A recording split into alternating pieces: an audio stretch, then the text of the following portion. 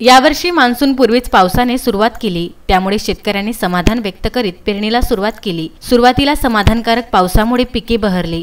जिल्ह्यात 7.5 लाख हेक्टरवर शेतकऱ्यांनी पेरणी केली, मात्र अतिवृष्टीमुळे शेतकऱ्यांना याचा चांगलाच फटका सहन करावा लागला। परिणामात्मक मधल्या काळात विविध रोगांच्या प्रादुर्भावामुळे पिकांवर संकट ओढवले, त्यामुळे शेतकरी कसाबसा सावरला, परंतु परतीच्या पावसाने पुन्हा शेतकऱ्यांच्या डोळ्यात पाणी आणले।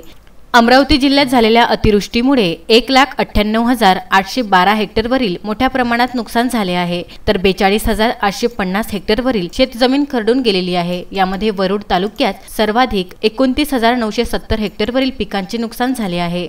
त्या पाठोपाठ धामणगाव रेल्वे तालुक्यातील 28,034 हेक्टरवरील पिकांचे नुकसान झाले आहे। यामध्ये दर्यापूर आणि तिवसा 2 तालुक्यात मात्र कोणत्याच प्रकारचे नुकसान झाले नसल्याचा अहवाल महसूल विभागाकडून प्राप्त झाला आहे, मात्र तेथे शेतजमिनींचे मोठ्या प्रमाणात नुकसान झाले आहे।